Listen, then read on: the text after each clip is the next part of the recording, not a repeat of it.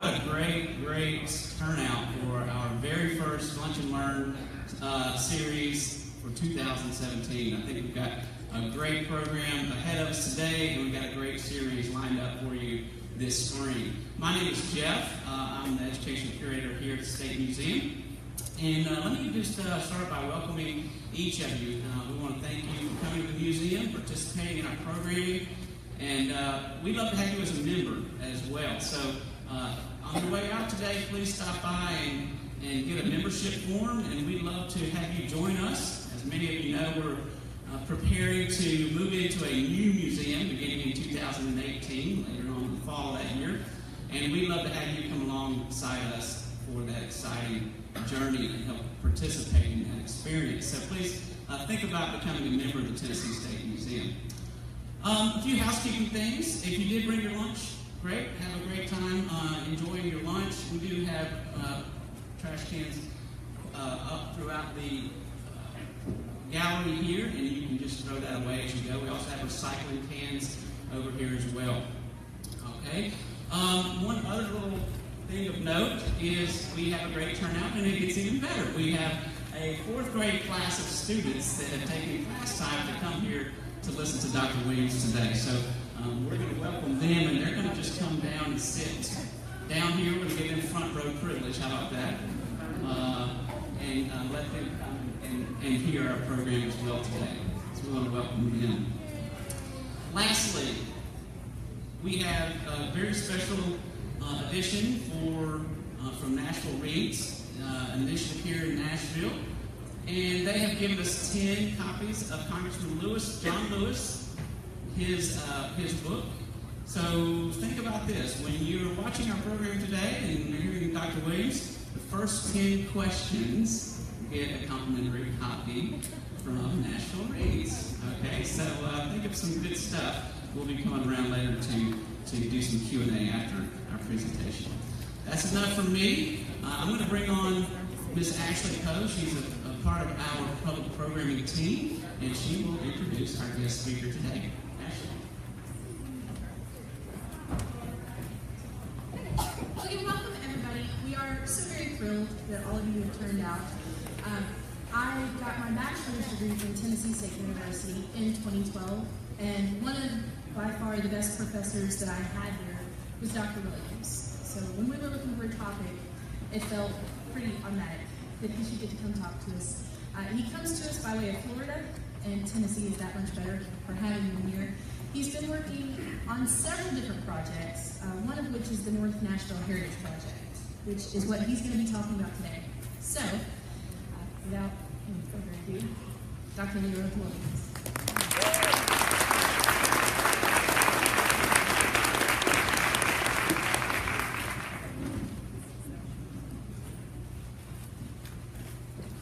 Good afternoon, and thank you all for coming out today. I didn't bring my lunch, so if you have a sandwich or some cookies or something like that, we can thanks very much appreciate it. I want to talk a bit today about a topic that has been near and dear to my heart since I arrived here, and that is North Nashville. My first real introduction to this area came by way of my dissertation advisor, Joe Richardson. Dr. Richardson wrote the history of Fisk University. During our lunches, we were shredding my dissertation chapters. He talked about coming here. He said he came here in 1966 to learn how to teach African American history. Because according to him, there were very few Southern universities that were teaching Black history.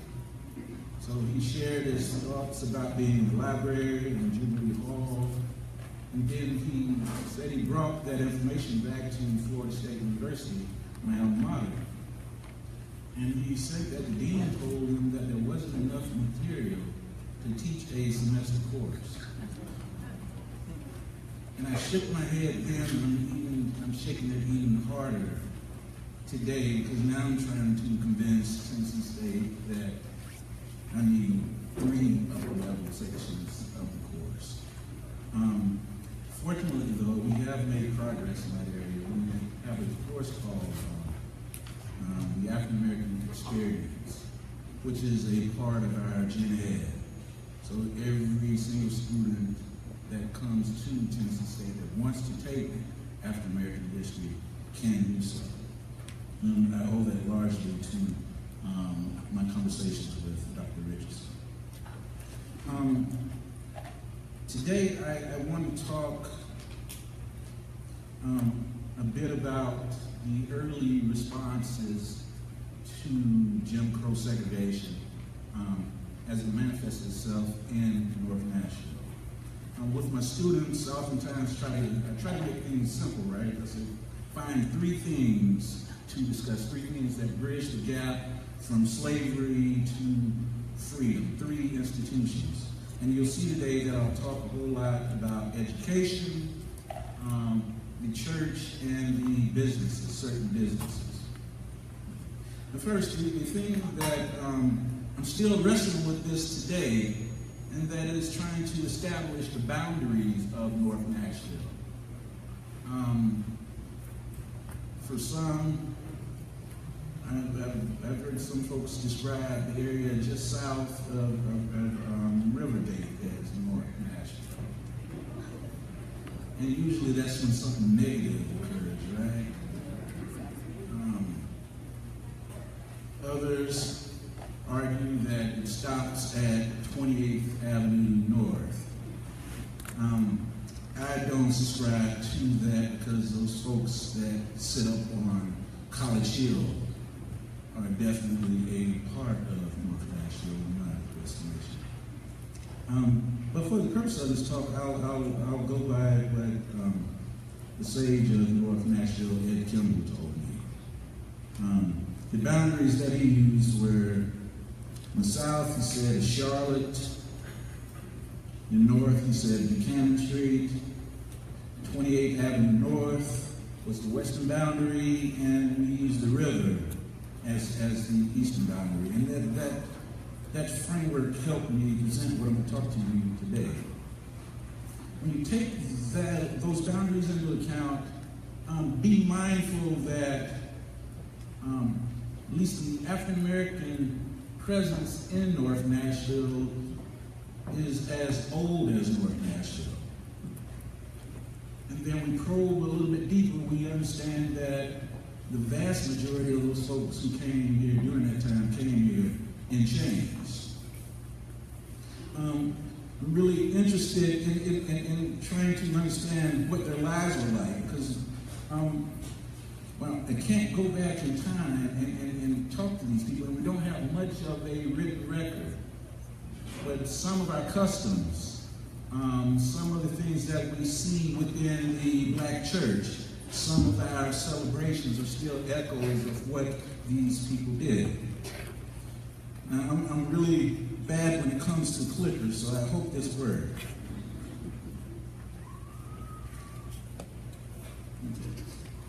This is a map that's based upon the 1960 census. And the dark brown areas represent the concentration of the Black population. That dark brown number also represents roughly about 98% of the people living within that boundary being African American. One of the first questions I asked was, well, hey, how did they get here? We know that many came as a result of slavery. Nashville is a port city that was very important in terms of shipping slaves, the enslaved African Americans to the Deep South. But what about after the Civil War? Once the Civil War begins, and this is an old shot of, I want to say this is like 12th in Jefferson. But once we start paying attention to how they arrived, some interesting things occurred. There's not that many monuments to their presence, even though a lot of really important stuff in the history of this city occurred right here in this area, for a matter of fact. Excuse me. The rectangle box right here represents the courthouse. And you go there today in the public square. The public square is a really nice place, particularly in the springtime when everything is blooming. But when we search the record, we find that slave auctions took place there during the 1850s every single Saturday. So now when I go there on Saturday, I try to absorb the beauty of the place. I still kind of tap into the sort of pain, the sort of mental, psychic pain that transcends generations. One of my goals with this project is to one day to perhaps get a marker placed there to commemorate what took place in that space. Likewise, this space is right here represents places where slave brokers established themselves. So these are guys that are buying and selling and trading slaves, and the students oftentimes amazed that you could buy a slave on credit, or you could put some money down and pay for them as time went on. At the corner of what is now 4th Avenue North and Charlotte, according to Dr. Barbara Levitt, that was where the slave market was in Nashville, or auction block rather. So I said all that to say this place has a really interesting history that there's still a lot of work to be done. But as we move forward a bit, we find that we have certain glimpses of what life was like for these folks. Reese W. Porter owned a shop about a block away from where we're talking right now. And he always had a nice stable, he always had several African Americans available for sale. One of the most interesting are fancy girls. I see a lot of young folks here today, so I'll be as gentle as I can. Fancy girls were concubines. And when I arrived in Nashville, I didn't expect to see that. In New Orleans and Charleston and places like that, you see a lot of that. But these women were usually of mixed ancestry. And they were very, very expensive, usually twice the cost of what a full-rated field hand would cost. All of that is North Nashville.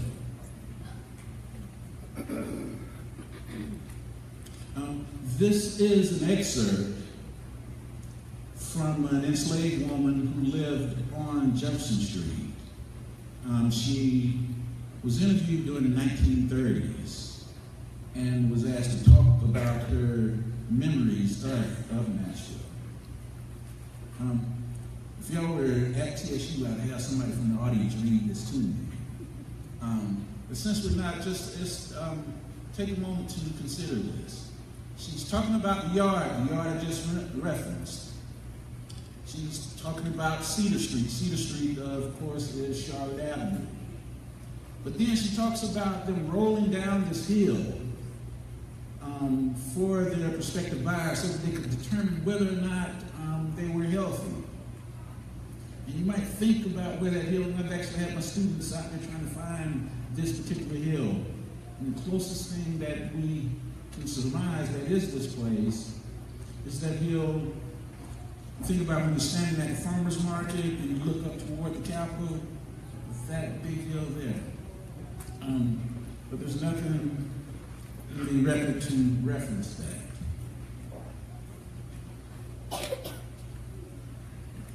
Consider North Nashville also as a place where African Americans sought to come to the city and settle, but also many of them tried to escape. Oftentimes utilize a lot of slave advertisements in my work to provide an opportunity for people to get a glimpse of, what the institution was actually like. You know, we can go to these nice plantations and we hear the docents talk about it, but you know, you leave in there and you're like, I wonder if it was really like that.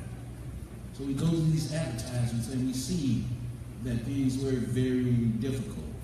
As you look at Rachel, you see that she's 38 years old. Now, you used to think 38 was old, but not anymore. But we notice that she has lost all of her teeth except for her 2 front teeth.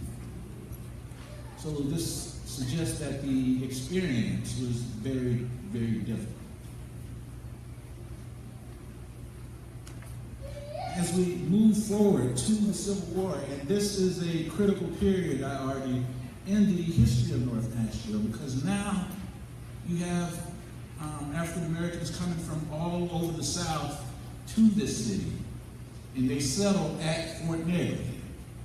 There's a contraband camp that's created right at the base of that hill, and for many African Americans that come to Nashville looking for freedom, or looking for something besides slavery at least, this is their first real taste at emancipation.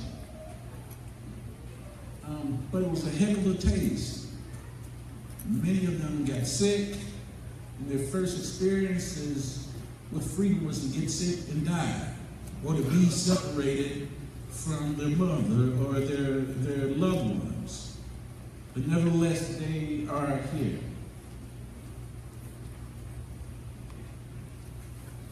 There is a monument to the presence of these people here. And this is a shot of Fort Negley after the tractors came through. And people feel different ways about it, but what it did for me at least was it gave me some idea of what their first experiences were like. Now I'm mentioning these places because once slavery ends, many of these people end up in what is present day North Nashville.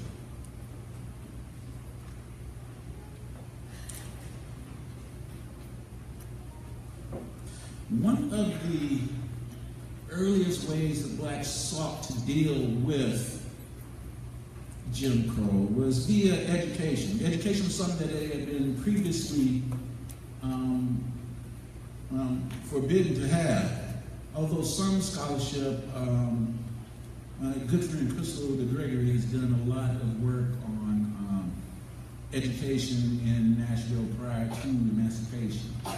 And she's often that there was a black Athens that ran concurrently with the idea of the big Athens of the South, which are Nashville's universities.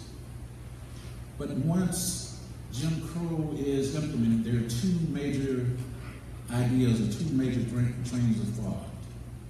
The first was articulated by Booker T. Washington. Many of you are familiar with Mr. Washington, and that he advocated the idea that blacks should subscribe to a vocational education, that they should learn to use their hands, and they should stay in the South and work amongst the people that they knew, do things that they had historically done. On the other side of this argument, you have W.E.B. Du Bois. Du Bois was born in Great Barrington, Massachusetts, but he gets his first taste of racism as a student here at Fisk University. Now, when we consider these 2 men and everything that they articulated, we find that, you know, at face value, it seems as though they had 2 ideas that ran counter to each other. But as we probe a bit further, we find that Booker T. Washington's children were educated at Fisk. So they come to North Nashville to get their education. Washington becomes very powerful, arguably the most powerful man in the South during this period. To this day, he remains the only African American with a period of history named after him. We'll let historians decide on the age of Obama, but I'm sure that'll be coming as well. race argues that blacks should be able to engage in whatever type of education they desire. That is, if they want to become a blacksmith or a carpenter or a farmer, they should be able to do that. But he also argues that the type of education that he's getting at Fisk, more liberal arts centered education, was noteworthy and adequate if that's what they wanted to do.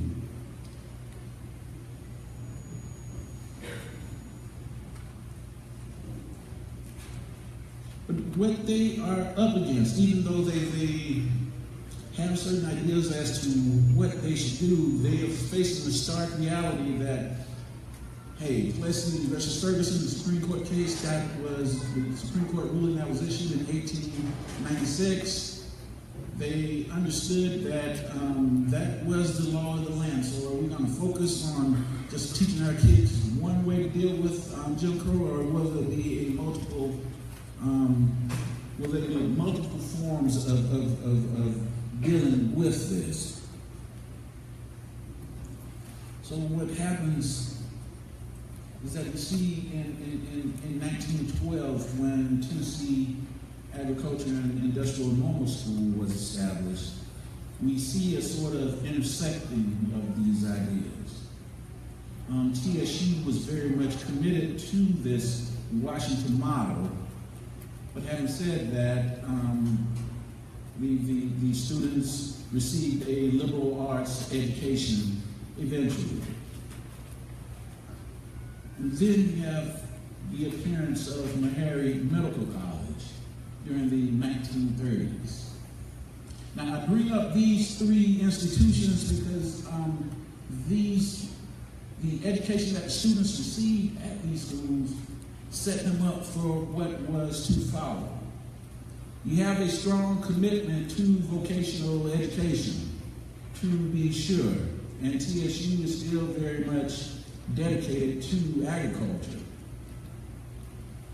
But at the same time, the sort of education that one was getting at Fisk and the sort of education that one was getting at Meharry led to some really interesting things occurring in Nashville.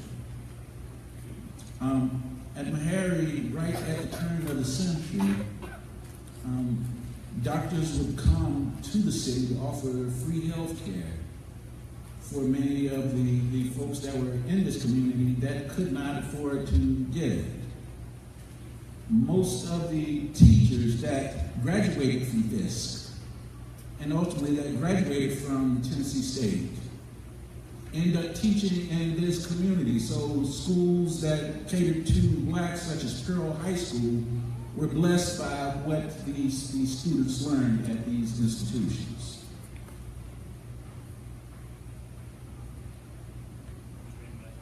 Then you got the churches. Of all of the institutions, I think, in North Nashville,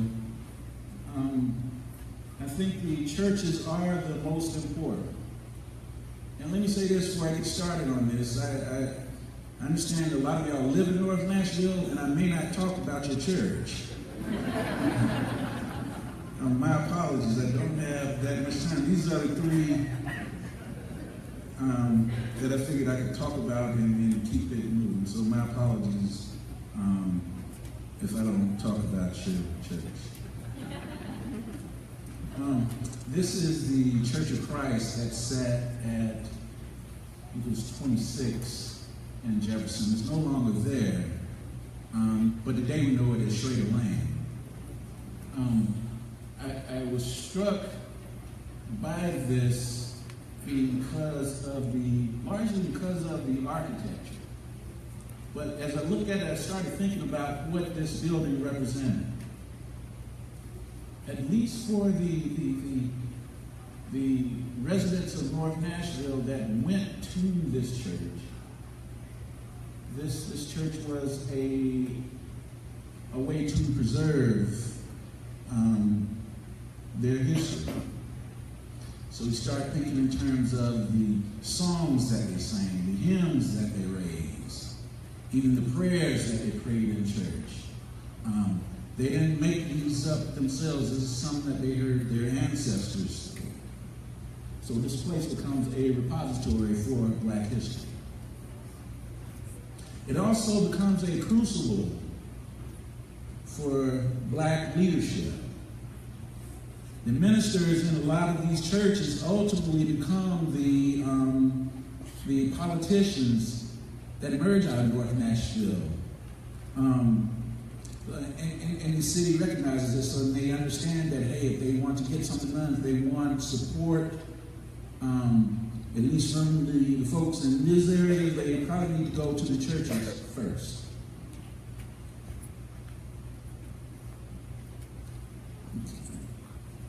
The next church I want to talk about is Capers Memorial Community Church. For me, at least, and I'm mindful that this sits on the other side of Charlotte by the Burger King. It still is close enough that it works for me. Capers was actually built by the Black architectural firm, McKissick and McKissick. And for me, and I talk about this all the time, but North Nashville is actually a monument to the McKissick family. You got this church, you got buildings at Fisk, several at TSU, and you actually got some homes that sit up on College Hill that were built by the McKissick family. Now this is important because you don't have a whole lot of Black architects around the country at this time, but the McKissick family is here and they hone their craft in North Nashville. So if you're trying to figure out one response to Jim Crow, Moses and Calvin McKissick used North Nashville as a sort of gallery to showcase their brilliance to the world.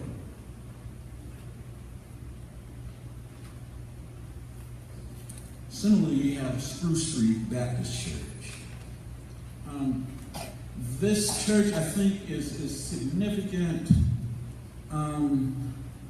because it demonstrates this sort of intersection between the church and education. Now, we're mindful that the churches were responsible for saving souls, but Jim Crow mandated that the churches and the pastors that were leading them had to be concerned about a little bit more than the hereafter. They needed to be worried about the here and now. So you have social programs that are worked out of these churches. And we're mindful that this is before the Great Depression, right? So if you were poor and living in North Nashville, if not for the churches, you would just be poor and living in North Nashville. But Spruce Street is a very clear example of the sort of intersection between those dual mandates. Trying to get folks into heaven and caring about the here and now. But when we examine this, when we start looking at the programs, we find these folks are really more sophisticated than we give them credit. For example, this is out of the Nashville Globe, I want to say 1908. Now take a moment to consider what this thing says. It says, resolved that the formation of a separate political party would be for the best interests of the Negro. Wow, that's really sophisticated thinking, but if you can read the fine print, it reveals that high school girls are the ones that are engaging in these debates. And for me, that was pretty amazing when I came across this.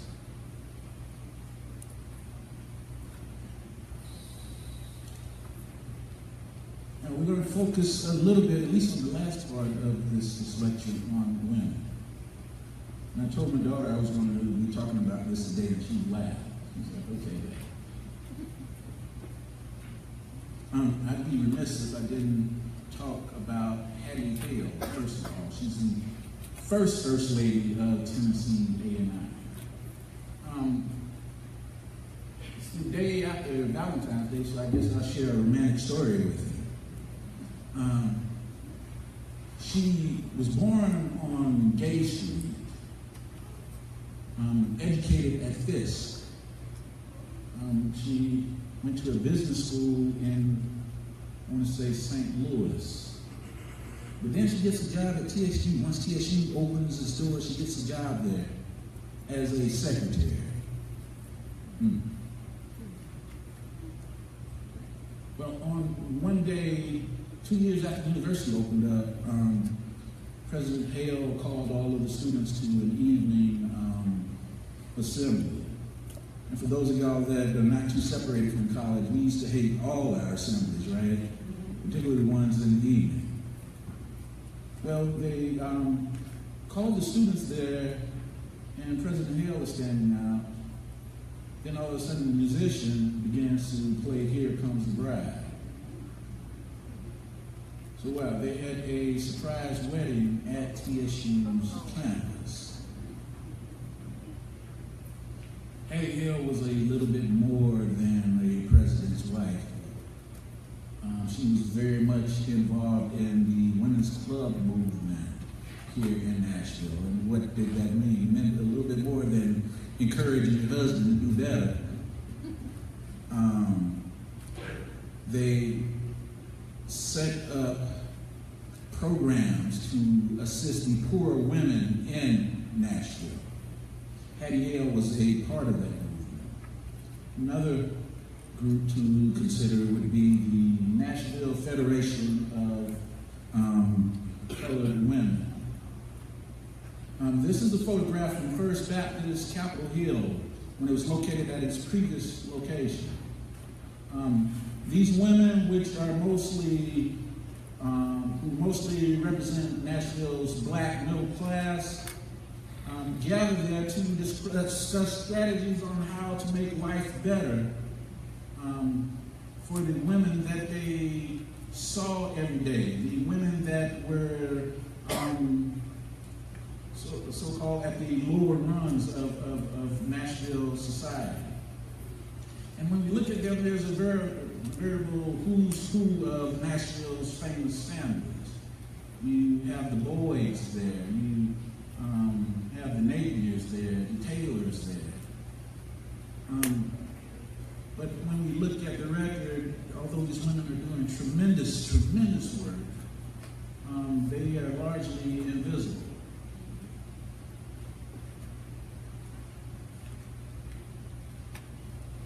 One woman that, and if you don't take anything away from what I've talked about today, make sure you know this lady's name. Hattie Jackson. She was president of the Phyllis Wheaton Club. The Phyllis Wheaton Club was created here in Nashville. The Phyllis Wheaton Club believed in lifting people up as they rose. Most of them were middle-class women. So they went out to the poor women, the women that were tossed away from society and sought to help them out. So there are job training programs that they implement. They work charities. They focus on education. So Hattie Jackson was part of this movement. And be mindful of this, that these women are just one generation away from slavery. But when we look at them, they're really functioning as civil rights organizations, even before we really have embraced that concept of civil rights organization. The next person is Georgia Boyd. She was the Nashville delegate for the Federation of Women's Club. We are very familiar with the Boyd family, particularly in the African American church. I can remember my father being superintendent of our Sunday school for 50 years, even though he was 40 years old and was telling me stuff. But we get those bundles of Sunday school books. you get it and not have the primary book, and then like, all right, one day I'm gonna be a junior. And you get the junior, one day I'm gonna be an intermediate. And finally make it to adult and they want me to teach the class. But the Boyd family, this is a family that still, whose name still gathers a lot of praise, worthwhile praise today. And their building is about a couple of blocks down the street. Her husband ran the newspaper, the Nashville Globe. And if you're interested in just getting a snapshot of what history was like in this community, I think the Globe is available online. You can just Google it and have access to their issues up to about 1925. And then you have Nettie Napier. She's the wife of James Napier. She's also the daughter of John Mercer Langston. She creates something called the Day Home Club. The Day Home Club was, it demonstrated a lot of foresight. Because I remember going to school, one of the things that I had an issue with was child care. That is, my wife and I would be gone early and we come back home late. Well, she sets up people all over the city, including North Nashville, to accommodate women who worked early and came home late. And they set up houses throughout the city that would bring the kids in. She solicited donations so that the kids would have a place to sleep, eat, and they'd have books to read during the day. These are women that functioned in the shadows, but you'll read excerpts about this club and that club and so forth, and you'll see them operating out of places that are really familiar in North Nashville, like Hyman Street, not realizing that there were women that were doing tremendous things in these spaces.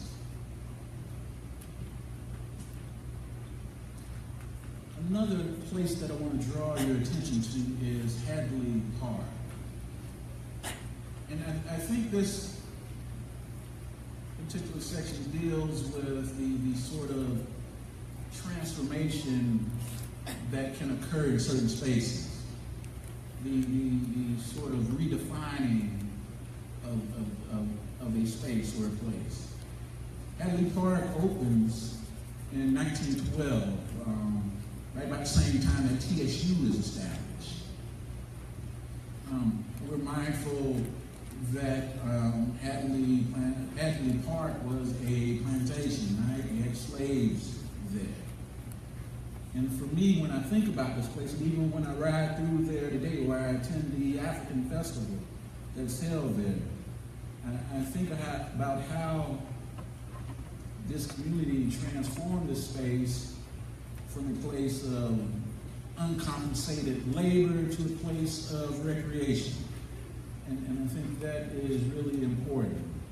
And even as I talk to people who are old enough to remember Hadley Park from the 1940s and 50s and so forth, they talk oftentimes about the car shows and things of that nature that were held there. The people that were largely responsible for this, though, we oftentimes never hear about them, but I want to make sure y'all know who they are. The gentleman on the right is Benjamin Carr. Benjamin Carr called himself a farmer. He said he was a farmer, a politician, but was more heavier on the politician side, right? He and Preston Taylor was a prominent businessman, prominent undertaker in the city. He's responsible for the Greenwood Cemetery and Park that's located in East Nashville. But they pushed for this, and lo and behold, it's created, and they have a big celebration in 1912 for its opening. I think Hadley Park is also significant in our understanding of some of the frustrations that occurred in North Nashville as a result of Jim Crow. In 1918, Henry Boyd wrote that Hadley Park was, for lack of a better word, a mess. He talked about tumbleweeds flowing through Hadley Park. He talked about the city reneging on their pledge to keep the park in a condition that was suitable for people to go out and enjoy themselves. Some of the barbers that I visited on Jefferson Street talked about seeing tanks in Hadley Park during the late 1960s. So this space is a space that represents, I think on a certain level, Jim Crow and the ability of the community to overcome Jim Crow, but it's also it's also representative of some of the shortcomings.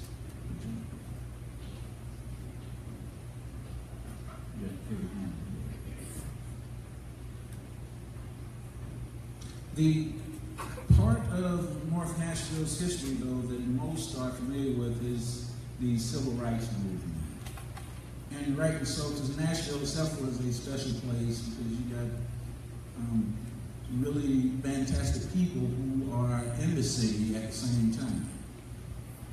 So John Lewis, James Bellow, Diane Nash. But all of these guys represent an intersection of these things that I've talked about before. In terms of education, these gentlemen were in college at Nashville at the same time. They understood Washington's philosophy, but by the same token, they understood protest. There's a lot of pictures from this period in the library, but for me, this is one of the most disturbing, I think. This is John Lewis in the Crystals, in the downtown Nashville Crystals, and they are locked in, and the owner of the establishment locked the doors and cut on the fumigating machine.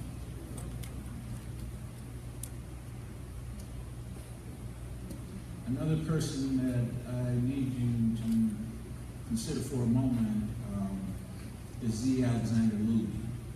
Luby was a prominent attorney in the city who represented students who were arrested as a result of their participation in the Civil Rights Movement.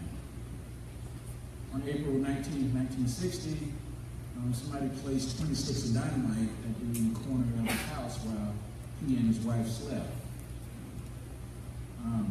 The explosion, according to the story, was so great that it blew out some of the windows at Meharry Medical College across the street. For me, this assassination attempt was one of the most important events, I will submit to you, in the history of North Nashville, if not the South, because of what it led to.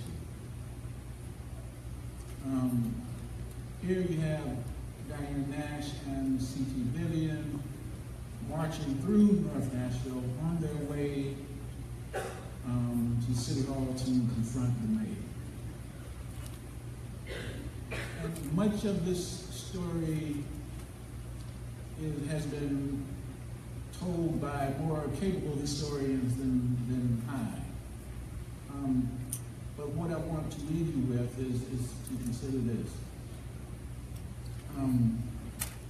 North Nashville is a special place,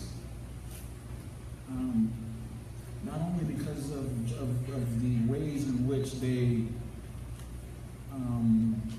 struggled to negotiate and overcome Jim Crow, but the students, the young people here, radically redefined how we define the word democracy, what it actually means. They will submit to you, embrace a sort of radical democracy that Tennessee and the South and America in general had not contemplated before. think that's about my time, so thank you for your attention.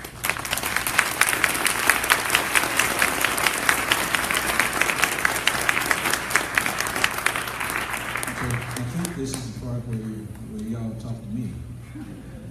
Questions? Yes. I just wanted to ask, I've been on several tours about the Underground Railroad. Is there any places here in Nashville that shows evidence that the Underground Railroad was here? To be honest, I don't know for certain. I've heard stories, right, about some of the churches, but I don't know. Yes. Yes. Someone said Fisk. Yes, ma'am. So I'm Brenda Gilmore, and I'm a state representative in the city, and I wanted to thank all these people for being here, because that shows their interest in North Nashville, and I appreciate that. So often North Nashville tends to be overlooked, so I just wanted to publicly thank everybody that was here. And I wanted to thank you also for that brilliant presentation. My husband went to Pearl High School, and Pearl High is also an important institution. When I meet anybody from Pearl High, regardless of where they are now, they always talk about their experience at Pearl High, and that all of their teachers were so well educated, that they had doctorate degrees in science and in English and in foreign languages. And so I think that's also very, very important. Had an influence on North Nashville. Yes, and I interview a lot of folks, and the conversation usually starts with Pearl. We just get to the point where I said, okay, tell me whatever you want to tell me about Pearl High School. Yes. Yes. I am the group sales manager for Old Town Trolley Tours. We do a historically based tour here in the city. And we certainly touch upon like the sit-ins and Fisk University, as well as the Civil War and all the battles that took place here in Nashville. But I know this is probably difficult for you, but if you can add something to our tour that you would want thousands and thousands of people to know, what would that be? For me, yes. And excuse me if I don't paraphrase this correctly. Okay. She operates a tour of Nashville, and she asked me, are there any places that I would add to the tour? Okay. And my answer is yes.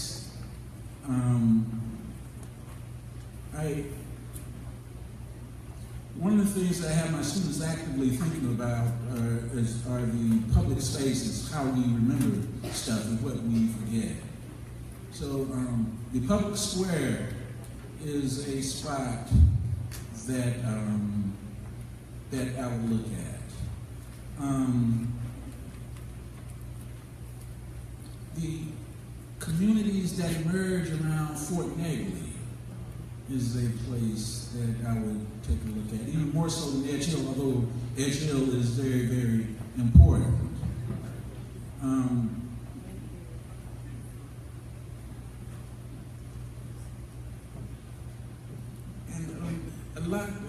I'm struggling because a lot of the built environment is being destroyed. So one of the things that I would do, and you take this idea and run with it and give me credit. The spaces where the built environment is gone, like I referenced in this a slave narrative, those addresses are still there, right? So with the technology we have, somebody should be able to go by this space, go by the James Weldon Johnson house, and hear somebody singing and lift every voice and sing. Or go by the workhouse on Fisk campus. And I'm not lying, every time I go by the workhouse, it seems like I'm hearing music. Gateway to Heritage. Oh, yes, and I'm sorry, Miss Hurd. Yeah, Gateway to Heritage. And sorry because I was actually involved in that project. Start there, because what you have there is a history of the North Nashville community. Yeah. Okay. But otherwise, here's the challenge. Trying to redefine the spaces that we already have set up. And what I'm getting at here is like you visit a plantation, and usually that plantation is interpreted through the eyes of the owners. Even though it might have been 5 people living there and they had 200 enslaved black folks living there, the experience is through those 5. And you know, when TSU has its homecomings and my folks come here, my nephews, they'll be in my house for a weekend. And I can tell they've been there, right? The fridge is empty, something's broken, but they're there for a weekend, and I can tell that they're there. Now, how can you go to a plantation where people have lived for almost a century and don't see any representation of them at all? Okay, let me.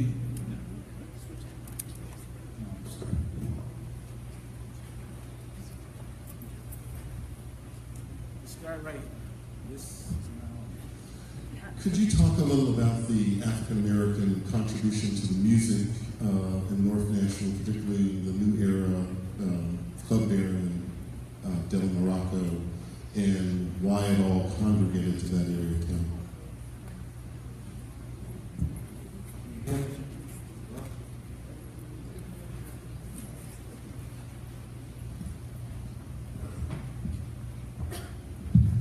Okay,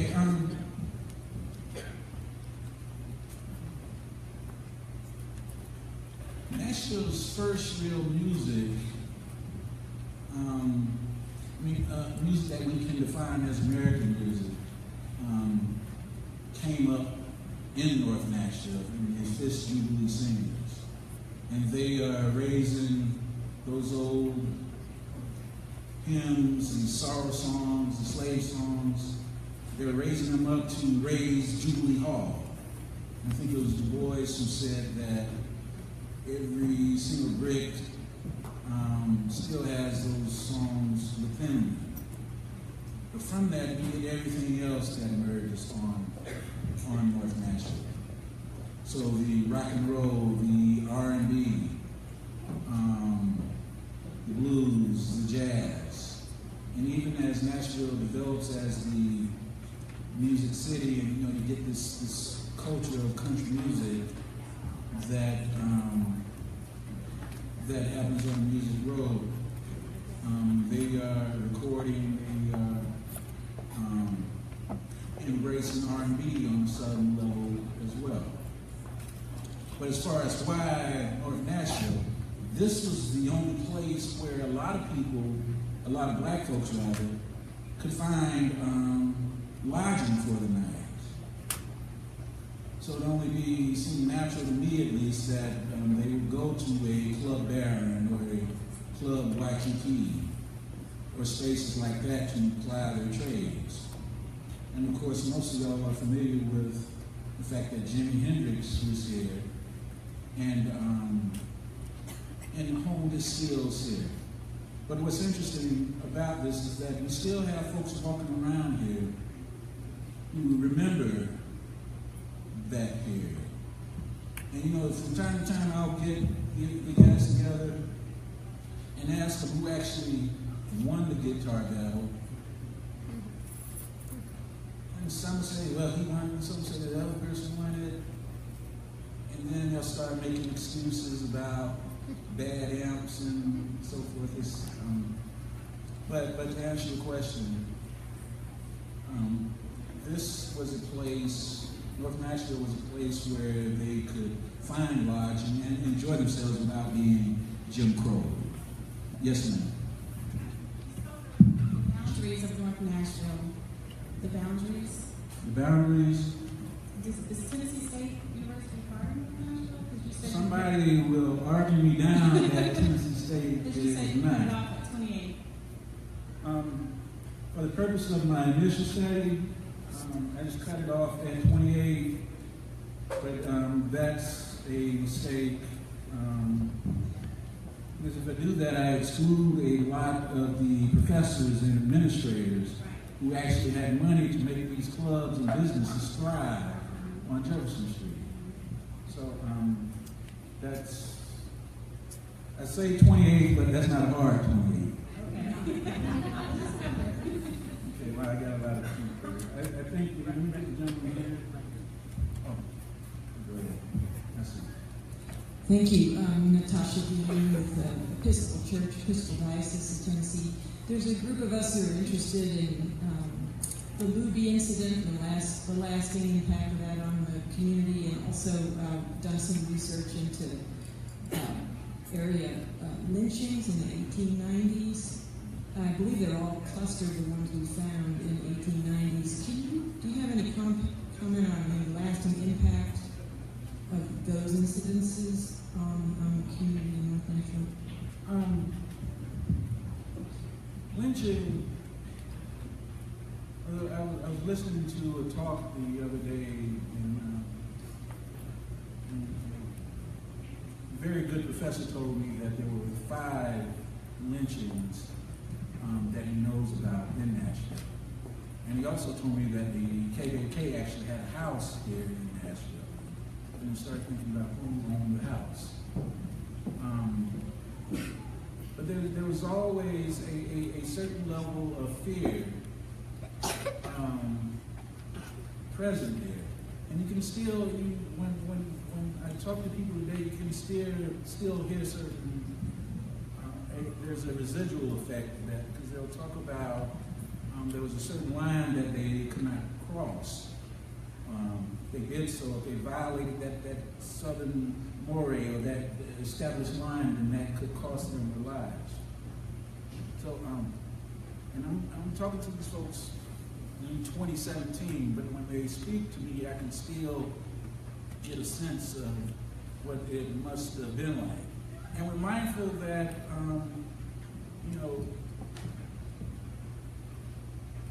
few, if any, people were punished for that. And you start thinking about the numbers, it's insane almost. You see a year that has 100 people being lynched, and that actually means what? About 1 every 3-4 days? Okay, I'm not a math major, but I think that's right. Okay, and that for me is amazing. So, in terms of the effect, it has a dramatic effect. But there is, and I don't know if you've encountered this in your research, there's a young man who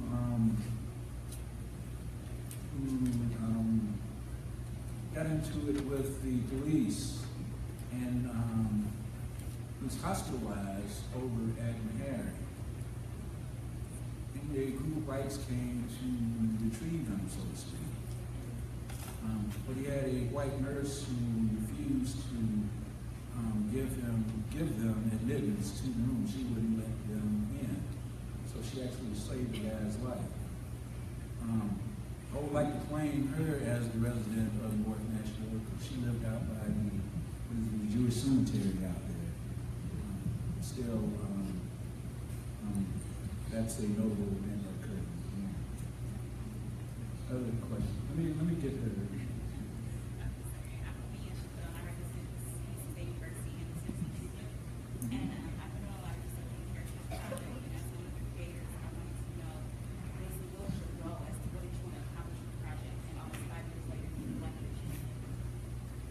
Dr. Williams, could you repeat that for the video? Because we couldn't hear her. Oh, okay. She asked what was my goal with the project and what did I hope to accomplish. Kwame Lillard, who many of you know, gave me a walking tour of North Nashville.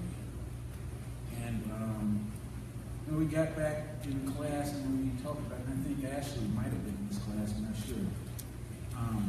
But there were a lot of questions that they asked that I did not know the answer to. So I said, well, let's find out together. I'll create a project. You guys will start interviewing people, and once you graduate, we'll pass the baton on. So it'll be something that's continuous at our university, very much for the continuous engagement of that institution in the community, right? But it began to balloon into something much more than I anticipated. Because I said, hey, I'll put together a Facebook page for it. And I wasn't really a Facebook guy. But it made me a Facebook guy. Because people would be offering comments where you ought to look at this, or you have somebody that might live in Philadelphia and say, hey, I grew up in the shadow of Fisk, I want to talk about this. And that's where we're at. And I'm hoping that I can hand it off to somebody, to the students, let the students run it one day, so I can move on to something else. Dr. Williams, we've got time for about 3 more questions, and so we'll take the next one up here and then here. Let me get this gentleman right up here because he's been waving at me. He'll be our third one. How about that? Okay. All right. Yes, I wondered if you might speak to the construction of I-40 in the Jefferson Street neighborhood and what some of the consequences of that were, and what the potential consequences are for sort of the new suite of roads and transportation projects that Nashville is looking to undertake on communities of color specifically. I'm very poor at predicting the future, but I'll tell you what I think about the construction of the interstate. Interstate construction was used as a form of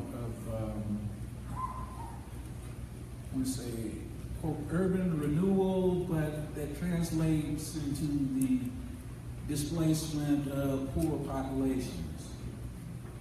And that's essentially what happened here in North Nashville. Think for a second where North Nashville intersects Jefferson Street. Okay, we ride down 12 and you see these bungalows, these houses that date from roughly the 1940s and 50s and so forth. You got that on one side of the street. But if you walk across the street, there's this big chasm that is I-40. And when you look at that, you're like, wow, who lived there? Who actually lived there? Those people are gone. When I first got here, a gentleman who lives in Bordeaux, he's getting up in age, but he invited me to ride in his truck with him around North Nashville. He's born in the 1930s, so he knew a whole lot. But I asked him, I was like, who lived here? And he started naming doctor so-and-so, lawyer so-and-so, Fisk football coach. But these people are gone. And then when I asked, where did they go? And he didn't know. But as a thing about it, some moved to Bordeaux. I know of one woman who moved up on College Hill. But in response to the question about the effect, hundreds of businesses were gone.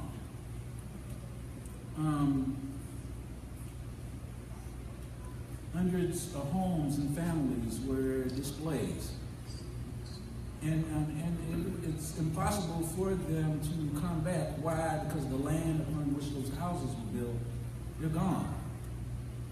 I kind of dabbled into the economics of it, because I was interested in seeing, how many of the folks owned homes here as opposed to how many were just rented.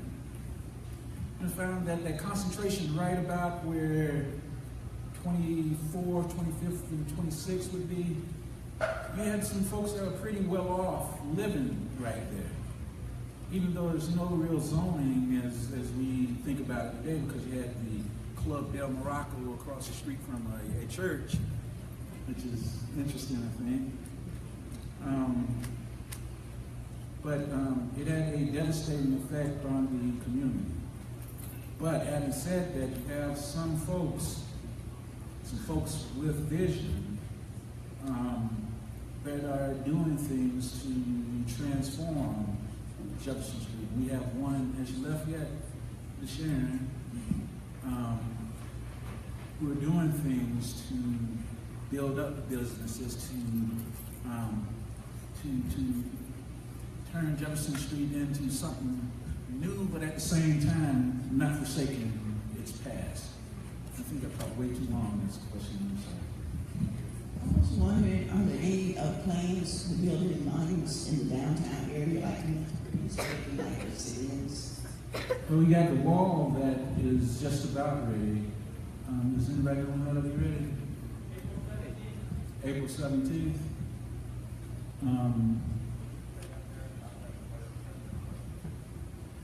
Right off the top of my head, I know the wall is getting a lot of momentum and should be up pretty soon.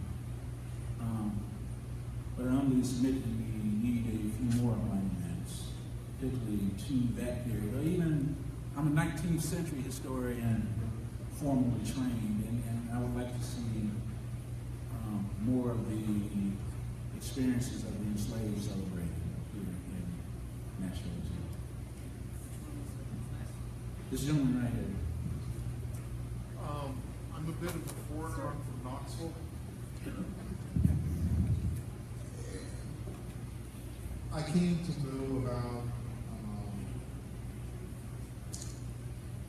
Congressman Lewis, James Lawson, Clark Memorial pretty much by accident. And I've lived in Tennessee for a long time. I guess my question is, what can I take from this and give to the rest of Tennessee? I think this is an important thing for not just Nashville, but for the state as well.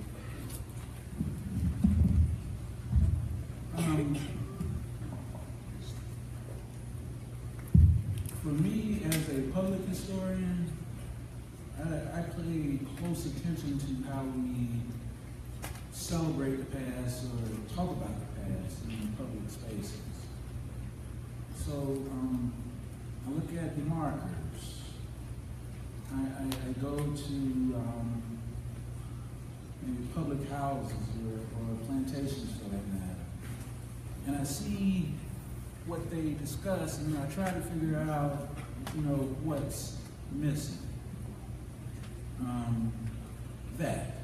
And another thing, pay attention to oral histories, particularly when you're dealing with a population whose culture is rooted in oral history.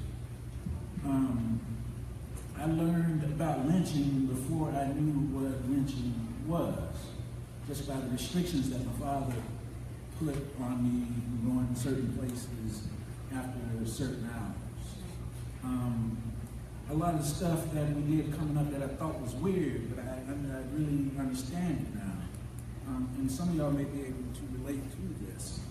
When we travel, and I'm from Tallahassee, Florida, but my folks are from South Georgia. When we traveled to visit our relatives, my father didn't stop anywhere to eat. Matter of fact, it seemed like he sped up when we got by a restaurant. But what did he do? He had my mom fry some chicken, get some light bread wrapped up in aluminum foil, and that's how we rolled out. And the chicken was good, I'm not complaining. The world was our bathroom. So a lot of the pecan fields, and I said pecans because that's how we say it down there, a lot of those pecan fields were desecrated by the Williams family. I'm sorry. But traditions are important for understanding the past. So you said you were from Chattanooga, Knoxville.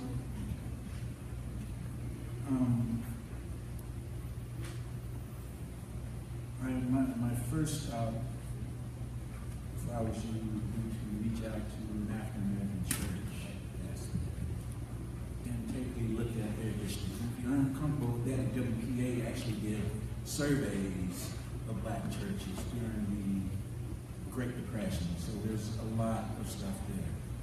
But then when she's talked to people, they make that history a lot. All right, thank you, Dr. Williams. Let's give a round of applause, please. And as our school kids exit, I want to thank the teachers and the kids. They did a fantastic job sitting there. That's the next generation.